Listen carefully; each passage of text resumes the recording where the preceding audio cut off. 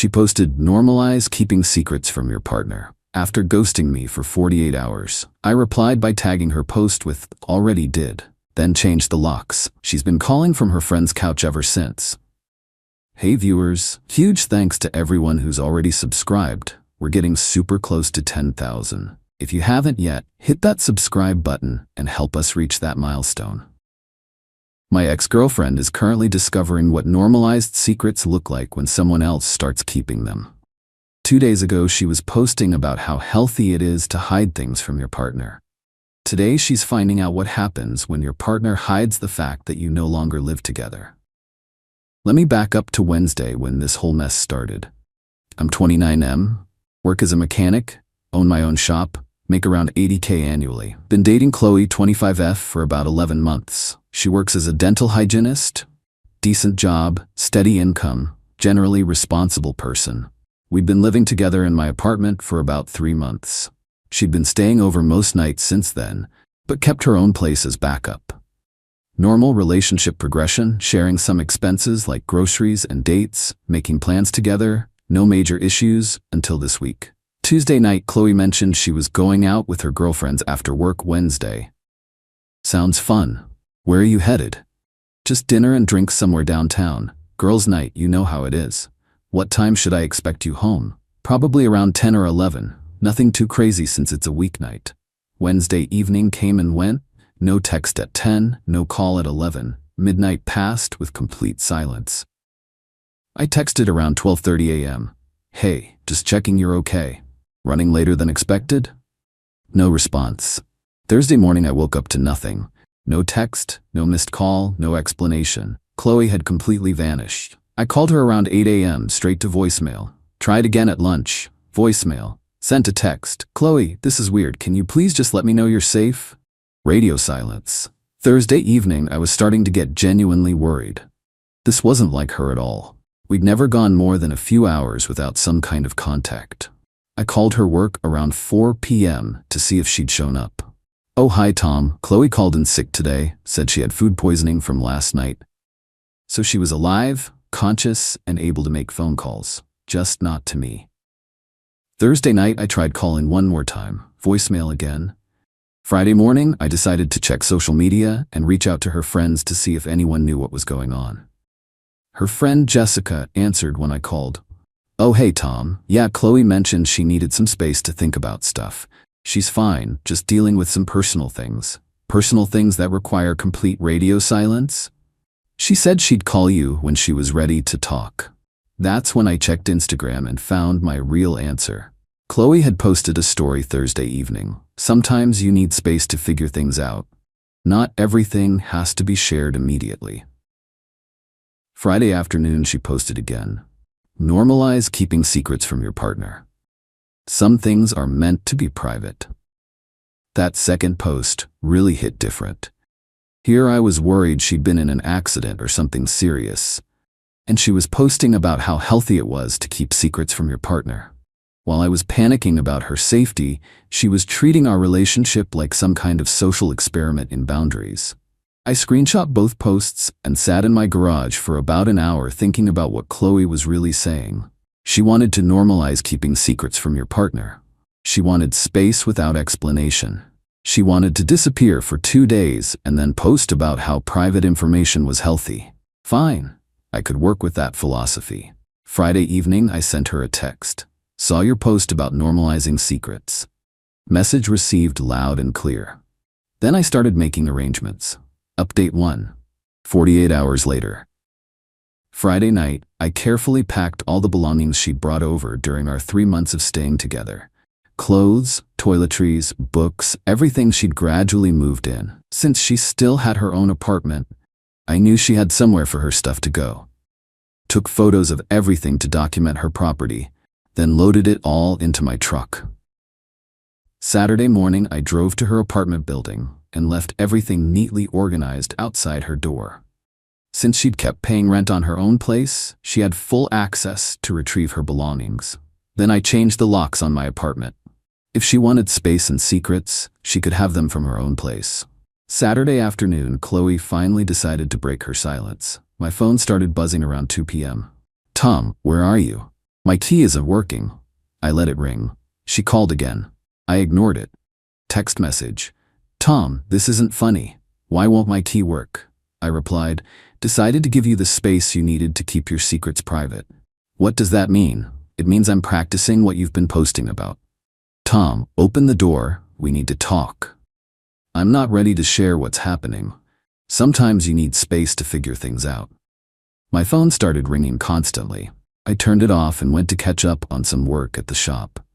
Sunday morning, I turned my phone back on to find 23 missed calls and about 40 text messages. The messages went through all the usual stages. Confusion. Tom, what is going on? Anger. You can't just lock me out of my home. Bargaining. If you let me in, we can talk about whatever's wrong. Desperation. I have nowhere to stay tonight. I replied to the last one. You have your own apartment. Your stuff is outside your door. That was different. How was it different? I just needed some time to think. So do I. The difference is I'm being honest about it. Tom, please, I'm sorry I didn't call you back right away. You didn't call me back at all for 2 days. I was going through something personal, and you decided to post about it on social media instead of talking to your boyfriend. I needed space to process. So do I. I'm processing whether I want to live with someone who thinks disappearing for 48 hours is normal behavior. You're being ridiculous. I'm being consistent with your philosophy about keeping secrets and needing space. Sunday evening, she tried a different approach, called from a number I didn't recognize. Tom, it's me. I borrowed someone's phone. Hi, Chloe. How's the secret keeping going? Stop being like this. I can explain everything. I don't need explanations. I need space to figure things out, just like you did. Where am I supposed to get my stuff? Your stuff is at your apartment where you left it. I returned everything to your building. Tom, this is insane. I was only gone for 2 days. 2 days without any contact while posting about how healthy secrets are. That post wasn't about you. What was it about then? It was about, it's complicated. Sounds like something you should keep private. I respect your boundaries. I hung up and blocked that number too. Update 2. 1 week later. The past week has been enlightening in terms of what Chloe's space to figure things out actually meant. Monday, I heard through mutual friends that she'd been staying with her friend Jessica since the weekend. Apparently, she was having issues with her own apartment, something about a lease situation that made it complicated to move back in immediately. Tuesday, Chloe's sister called me. Tom, what happened between you and Chloe? She's saying you locked her out over nothing. I gave her the space she needed to keep her secrets private. What secrets? Ask her. She's the one who posted about normalizing keeping secrets from your partner. She said that was just a general post about boundaries. Boundaries like disappearing for 48 hours without any contact. She said she needed time to think about some personal stuff. What kind of personal stuff requires complete radio silence while posting on social media? I don't know the details. Neither do I. That's the point of keeping secrets, right? Wednesday, I found out what Chloe had really been doing during her mysterious 2-day disappearance. My buddy Marcus works at a bar downtown and mentioned seeing Chloe there Wednesday and Thursday nights. Not with her girlfriends like she'd told me. With some guy Marcus didn't recognize. They seemed pretty cozy, he said. Definitely not a girls' night situation. Thursday, I ran into Jessica at the grocery store. Tom, I need to ask you something. Chloe's been staying with me and she's pretty upset about the apartment situation. She can have her belongings anytime. They're in storage. She said you locked her out without warning. I gave her the same amount of warning she gave me before disappearing. She said she was dealing with family drama. What kind of family drama? Something about her ex trying to get back in touch. There it was. The secret Chloe had needed 48 hours to figure out. Her ex-boyfriend had come back around and she'd needed space to explore her options. Did she mention what she decided about the ex situation? She said it was complicated, but she realized she wanted to work things out with you. Interesting timing on that realization. What do you mean? I mean, she figured out what she wanted right around the time her keys stopped working. Friday, Chloe finally got desperate enough to call me during my lunch break. Tom, please, we need to talk about this situation. I'm at work. This isn't the place. Then when? You won't answer my calls. You won't let me in the apartment. I'm still processing your philosophy about keeping secrets and needing space. I told you that wasn't about us. So disappearing for 2 days to hang out with your ex wasn't about us. Her face went white. How did you know about that? I normalized keeping some secrets from my partner. Just like you taught me. Tom, nothing happened with him. What did happen? He called me Tuesday night and wanted to meet up. I was confused about how I felt, so I needed time to think. Time to think while lying to me about girls' night. I didn't want to hurt you by mentioning he'd contacted me. So you decided to hurt me by disappearing instead. I thought I could figure it out without dragging you into the drama.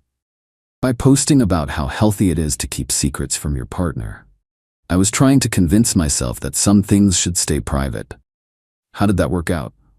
I realized I made a mistake. I want to be with you, not him.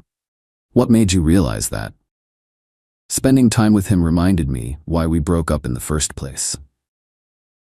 So you needed to test drive your ex to remember why you preferred me? It wasn't like that. What was it like? I was confused and handled it badly. You were exploring your options while keeping me in the dark about it. Tom, please, I'll never do anything like this again. You're right, you won't. Final update. 3 weeks later. Life has been much more straightforward since ending things with Chloe. Turns out, not wondering if your girlfriend is secretly auditioning her ex-boyfriend reduces stress significantly. Chloe's housing situation played out as expected. Jessica got tired of the indefinite couch surfing after about 10 days. Her own apartment situation was more complicated than she'd initially let on. Apparently, she'd been planning to give it up and move in with me officially, so she was stuck with lease issues. Her complicated situation with her ex resolved itself too. Turned out he wasn't interested in a serious relationship, just wanted to see if she was available for casual hanging out. Once he realized she needed actual support and housing help, he disappeared again. Most of her friend group gradually got tired of the drama. Jessica especially seemed relieved when Chloe moved out and stopped processing her relationship decisions out loud. Chloe tried reaching out through mutual friends several times. Always the same story. She'd made a mistake, learned her lesson, was ready to be completely honest now. Too little, too late. Started dating someone new recently. Maria works as a teacher, has her own place, believes in crazy concepts like communication and not disappearing when faced with decisions. When I told her about the Chloe situation, her response was perfect. Anyone who thinks secrets make relationships healthier probably isn't ready for relationships. The revenge wasn't elaborate or dramatic. It was just giving Chloe exactly what she'd posted about wanting. Normalized secret keeping and space to figure things out. She wanted to disappear for 48 hours without explanation while posting about healthy boundaries. I gave her all the space she could handle by making her disappearance permanent. Chloe thought she could test her options with her ex while keeping me as her backup plan at home. She assumed I'd be waiting around while she figured out which relationship offered her more. Instead, she learned that people who keep secrets shouldn't be surprised when secrets are kept from them. The Instagram post said it all. Normalize keeping secrets from your partner. My comment was honest. Already did. She got exactly what she posted about wanting. A relationship where secrets were normalized and partners gave each other space to figure things out. Perfect lesson in being careful what you normalize. She wanted secrets to be healthy in relationships. She got the healthiest secret of all, that she was no longer in one. The lock change was just the physical representation of what she'd already done to our relationship by choosing to explore other options while lying about it. Sometimes the best response to someone normalizing bad behavior is to normalize better boundaries. Chloe learned that disappearing to test other relationships has consequences, especially when you broadcast your philosophy about secret keeping on social media. The couch she's been calling from is probably more comfortable than the bed she gave up to spend 2 days figuring out that her ex wasn't worth it. But that's what happens when you normalize keeping secrets from people who provide your stability.